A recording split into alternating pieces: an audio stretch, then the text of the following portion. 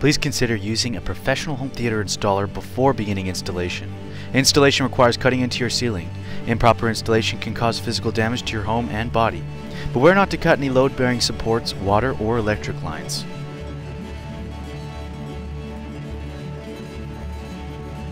In-ceiling electric screen installation tutorial.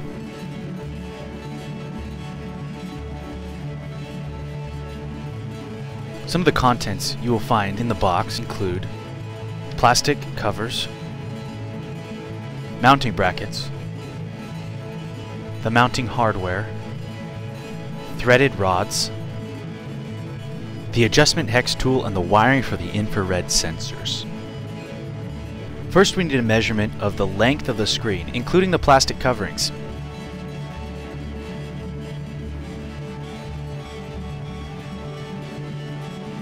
We use that measurement minus 3/4 of an inch to cut our hole.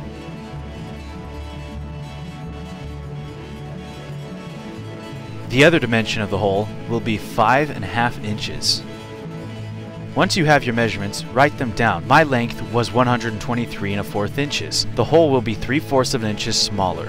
Each house is different. I decided to center the screen on the ceiling by subtracting the length of the hole from the distance between the walls and dividing that by 2. I'm placing this screen 6 inches away from where the wall would be. I'm also marking 12 3/4 inches away from the sidewalls. I used a chalk line to mark where the first side will be cut. I also used a square to mark both short sides.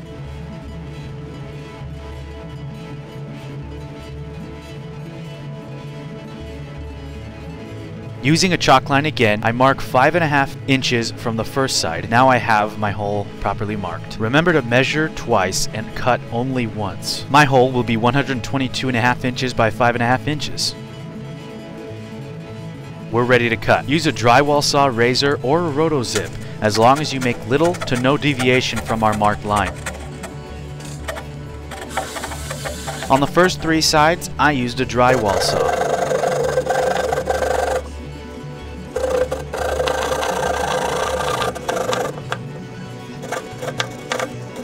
The last side, I used a razor to cut the paper, bent and broke the drywall, and then cut the paper on the opposite side.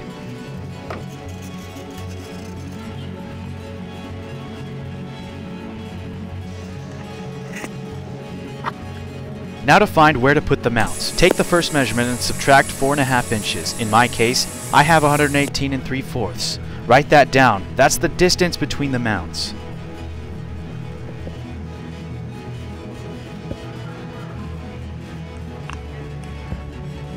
Attaching the mounts to the screen is very straightforward. Slide the bolts in.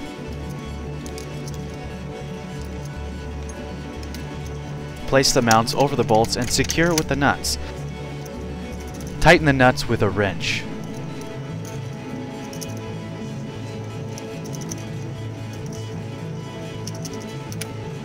The other dimension for the placement of the mount is half the width of our hole. We mark 2 3/4 inches plus the distance from the rear wall. For me, that was 8 3/4 inches. There are no studs that I can screw into, and that might be the case for you, so I'm making a stud to screw into the existing supports. If you need the wall anchors, you should use them. I'm not, since I'm screwing straight into the wood.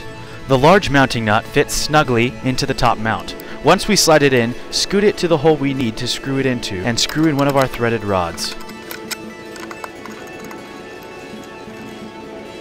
If you are installing into anything but your attic, you will have a difficult time with this part. You need to attach the stud to the supports above the ceiling. Installing between a first and second floor requires you to reach in from the hole we cut.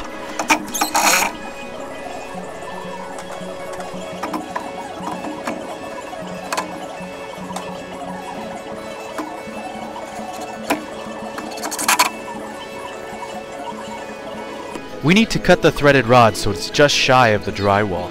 Eyeball it, mark it, and unscrew it.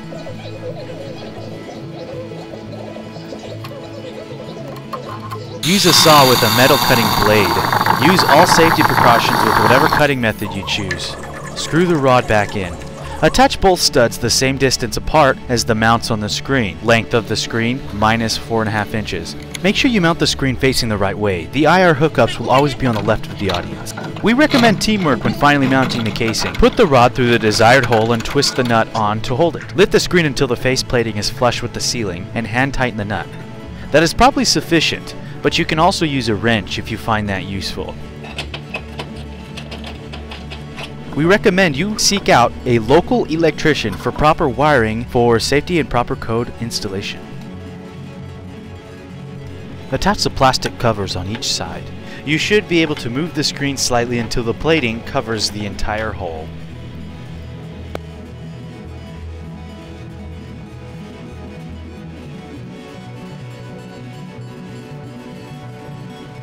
The infrared hookups should already be attached and don't need to be detached. The IR sensor is just a 3.5mm jack that plugs into the far right plug. The center plug is for a trigger, for trigger-enabled projectors. The far left plug is for RS-232 external controls, such as wall switches. That's all for mounting. Next I'll show you how to adjust the screen's height. Again, please consider seeking out a Pro AV installer. When adjusting the limits, you're liable to damage the screen and motor. Adjusting the screen improperly will void out the warranty. This is the adjustment hex tool. On the left end of the screen is a hole giving access to the limit screws. The limit screw nearest the wall adjusts the height of the screen in the up position. The far limit screw adjusts the height in the down position. To adjust the height in the down position, unroll the screen all the way and twist the limit screw towards the plus to lower and towards the minus to heighten. Likewise, to adjust in the up position, roll up the screen all the way. If it stops when it's flush with the ceiling, do not adjust. If it stopped short, simply turn the limit screws toward the plus until it is flush. You should be set to enjoy your in-ceiling electric screen from Silver Ticket Products. For questions or concerns, please visit silverticketproducts.com/support or scan the QR code.